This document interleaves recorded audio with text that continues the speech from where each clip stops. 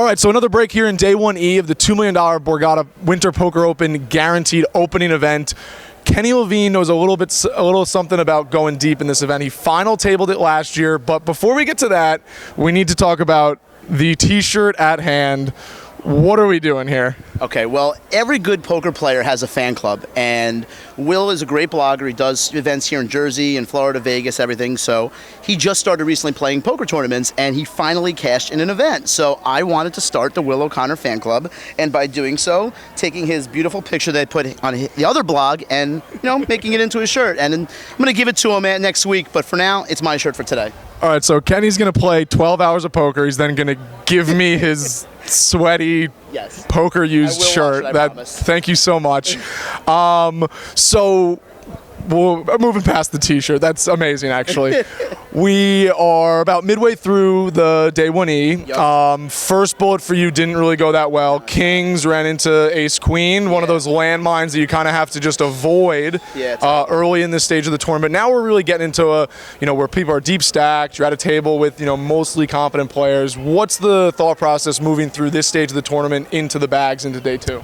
Well, you try and just outlast all the people who kind of are newbies and everything like that, and basically dodge the landmines and play the proper hands. Don't get too involved, and if you get honestly, it takes a little bit of luck too. So if you get lucky enough and you can outlast that, make a good run, and maybe you can do it again like I did last year. Yeah. So this field has tons of just very, very good players. There's WPT champions, WSOP bracelet winners, 3-time Super Bowl winning champion Richard Seymour's in the house, but out of this 4,500 player pool, there's probably only a handful that have the experience of making it through that big of a field to the final table.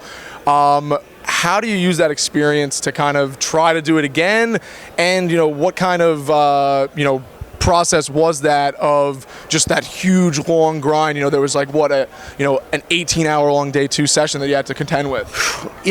Like I said, you got to get lucky, but at the same time, I try and stay loose. I try and talk to people at the table, people like my buddy over here, and keep everyone at the table loose. And if you can kind of BS with them and you needle them a little bit, and if you can last the whole day, plus you get a little bit of lucky like I did last year with Kev, then maybe you can make a good run and you just kind of keep the table energetic. Obviously, I'm an energetic guy, and I just try and keep it up, so people can really, stay awake. Yeah, so the hand that Kenny was referencing with Kevin Campbell last year was on the final table bubble at what, 7? Almost 7 in the morning. Yeah, 7 o'clock in the morning.